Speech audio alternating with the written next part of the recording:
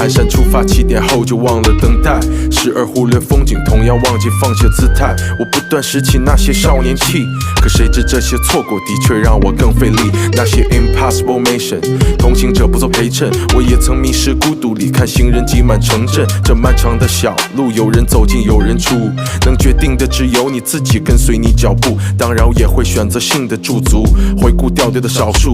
可我发现这么多年，少数也变为多数。误解一定会无解，无解后再去争辩。法官的错对只能满足你当下的心愿，没有人是赢家，看客当着哑巴。就算是走过路的人，也会陌生走向分岔。很惋惜，很无奈，想不通这算不算意外？找个借口大赌一点，但回头路是阻碍。不要太绝对，贩卖人心等同犯罪。荒芜的人性在这世道靠什么来分类？所以低下头去选择放过你曾路过的透彻，试着表里不一，才能把人心看破。我怀念我曾光着脚和夕阳赛跑，我背离我的故乡，独自一人恰好。我不再执念我曾拥有过的美好，只留下太多过客难以言表，只留下太多过客，只留下太多过客，只留下太多过客，只留下。嘿，那个男孩，不要再忽略旁白，像是放学路上得了灵，但沮丧后的徘徊。恼火着下次圆满实现，学着卷土重来。失去往往比得到的要来得更快。我学着看不懂，相反的学着装稳重，抉择大部分的利弊，让天平不那么失重。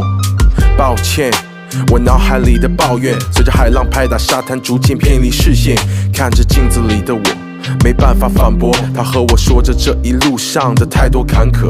泪湿润在眼眶，苦难都变得高尚，顺着当年我手指的方向延续狂妄。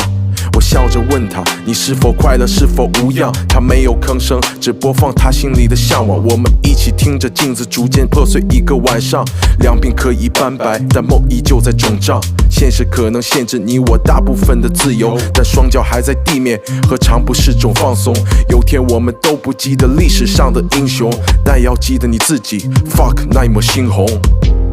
只留下太多过客，只留下太多过客，只留下太多过客，只留下。